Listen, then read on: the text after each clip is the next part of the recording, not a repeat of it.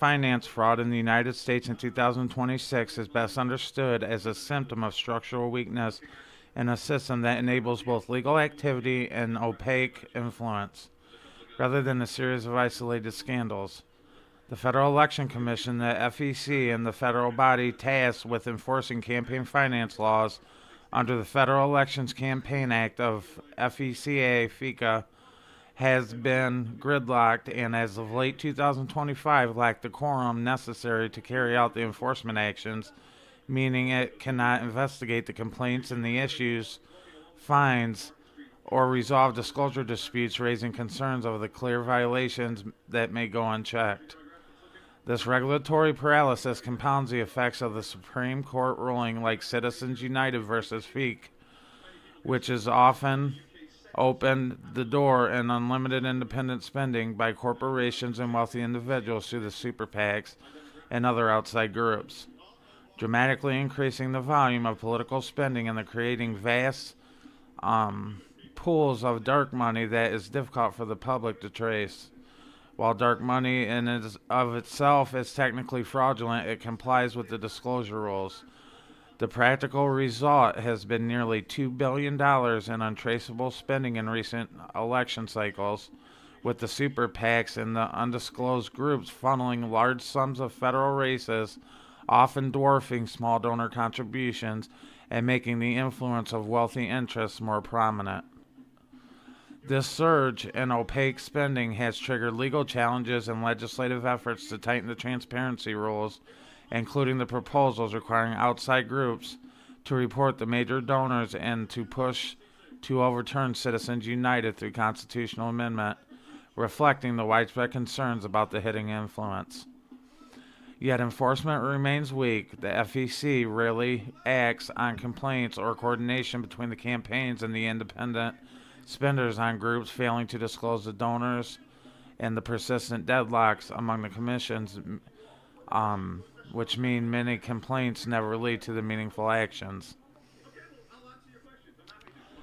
Despite the enforcement gap, there are documented instances of campaign finance fraud and alleged violations that illustrate the human illegal side of the broader issue. Such as complaints the committees failed to properly report donors to use misleading solicitation tactics, which was underscoring the types of schemes that violate federal law when properly enforced. In addition to individual cases from recent election cycles, such as the federal fraud and campaign contribution charges brought in the indictment of a former representative, T.J. Cook, who pled guilty to campaign-related fraud charges and was sentenced in late 2025. It shows that within authorities pursue criminal violations, penalties can be significant. These examples highlight the breadth of misconduct from misreporting contributions to outright fraud, occurring within a system that struggles to regulate itself. With the legal framework, campaign finance reflects the tensions between the robust rules and the weak enforcement of FECA, the FECA, enacted with the FEC in response to Watergate to prevent corruption, set detailed reporting, and the contribution limits. But the decades of judicial decisions and the regulatory gaps have eroded those safeguards. The Supreme Court ruling extended broad free speech protections to protect spending, which have enabled vast sums of independent expenditures that were supposed to remain transparent, but often evade meaningful disclosure, while the FEC's structure, paralysis, and partisan deadlock make the persecuting violations rare. Amid these legal dynamics, the public trust in election integrity continues to be a dramatic process, prompting a mix of advocacy, litigation, and legislative reforms, and the efforts, that are aimed at restoring transparency and accountability. A key element of exacerbating federal campaign finance enforcement challenges in 2026 is the ongoing failure of the Federal Election Commission to provide meaningful oversight and transparency, particularly around national political party special purpose accounts that can expect dramatically larger contributions but lack the clear reporting rules. A federal court recently affirmed that the FEC must, on a petition to create transparency standards for those accounts because of the voters cannot currently determine who funds them or how the money is spent.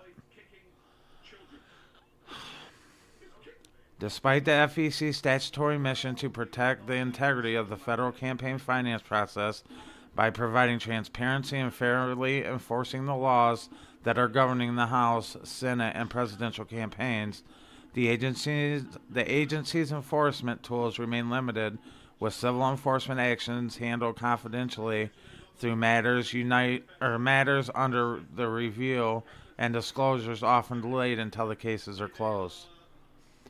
This structural opacity needs broader concerns about the hidden influence, as wealthy donors and outside groups can channel money into the races and in ways that voters can't easily trace. A dynamic highlighted by the ongoing advocacy arguing that Citizens United still allows special interests to influence the elections without adaptable disclosure. Legal scholars and watchdogs point that while campaign finance rules exist, it will be strong enforcement or updated disclosure standards that will ultimately do the trick, but the system facilitates dark money that can overwhelm the traditional grassroots fundraising and obscure its origins. Excuse me. Notably, enforcement and fraud issues are not limited to the disclosure gaps, and the actual criminal allegations are linked to the campaign finance misconduct, which have surfaced in recent years, underscoring the potential for unlawful behavior beneath the headlines. An example of this: in 2025, Representative Sheila McCormick was federally indicted on charges including illegal campaign contributions and money laundering tied to diverted disaster relief funds, where her campaign finance, which was part of the broader legal scrutiny, demonstrating how campaign finance violations would intersect with public corruption and federal criminal statutes. And I think another example would be of last year or the year before, George Santos. He literally got ejected out of Congress, and he was charged and sentenced to a prison term. And then President Trump got into office and eventually got him bailed out, or not bailed out, but pardoned him, because I guess he considered that it was another case where Joe Biden used the federal government against citizens that did not do nothing wrong or something. Anyways, I digress. Federal law clearly defines the campaign finance crimes, such as excessive contributions, straw donor schemes, prohibited source donations, and the use of the campaign funds for unauthorized personal use. That's what it was. George Santos, he bought expensive uniforms and outfits and stuff, and spent money on trips and stuff like that, is why he was charged. And he was using his campaign money. The FBI explicitly labels these as federal action offenses that warrant investigation. Although not every alleged violation results in indictment, the existence of these statutes and the federal government interested in pursuing them highlights what wrongdoing can and does cross the line from potential strategy into illegality, particularly when the parties and the actors attempt to conceal the source of or the purpose of their contributions, of what they're using the money for. Structural weakness and instances in alleged fraud in the legislative efforts are underway to strengthen enforcement and close the loopholes that enable the dark money and illicit financing. The Restoring Integrity to American Elections Act, reintroduced in Congress, would restructure the FEC by reducing its membership and giving greater authority to the General Counsel to initial investigations and impose administrative penalties, which would allow the judicial review when the agency fails to act within its time frame. The Disclose Act will seek to extend disclosure requirements to include the digital political advertising and tighten prohibitions on campaign spending by foreign nationals and entities concealing legislation like the SHIELD Act proposed in 2024. This would tighten the controls of the political contributions by banning anonymous or weekly verified payment methods, such as using a prepaid card or a gift cards that could be exploited. These efforts reflect bipartisan concerns, albeit uneven support about the integrity of the campaign finance and the need to modernize regulations for the digital age. Ultimately, the campaign finance fraud and dark money issues in 2026 are part of the broader narrative about election integrity and democratic accountability, where the latter law often clashes with political realities. Although watchdog groups and courts are pushing the FEC toward greater transparency and enforcement critique, they argue that the sheer scale of untraceable spending and the agency's slow process undermine the public's trust. Cases that involve alleged illegal contributions or the misuse of funds, like those facing individual legislators or involving digital fundraising platforms, will further fuel the debate whether the existing rules apply or not. Or if they have to have more robust criminal enforcement and structural reforms that are needed. The convergence of the legal ambiguity, limited enforcement capacity, and the evolving campaign finance practices makes 2026 a pivotal year for discussions about how money influence of the federal elections and why enforcement matters, and how dark money and the fraud concerns resonate with voters who want the transparency and the accountability in American democracy.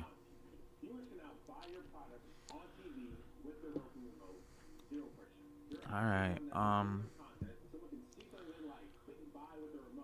The reality is the federal campaign finance fraud rarely announces itself as a single dramatic crime, but instead reveals it through patterns of secrecy, delay, and institutional failure. When enforcement bodies lack the capacity or will to act, legality becomes a shield rather than a safeguard, and transparency becomes optional rather than expected.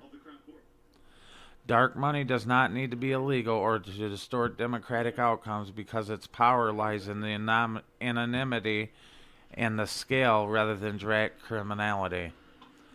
In that environment, the public's trust erodes not from one scandal, but from the absence of accountability in general. Now, as the elections continue to shape the national policy and the political power, the question is no longer whether the money or the influence in the politics, but rather voters can see who's doing the influencing, and the campaign finance laws that still exist and their guidelines, or guardrails, I should say. Every unresolved complaint and every undisclosed donor deepens the gap between the democratic ideals and political reality, until the transparency and enforcement catch up with the modern political financing, and the election integrity will remain an open question, whether it's settled principle or not.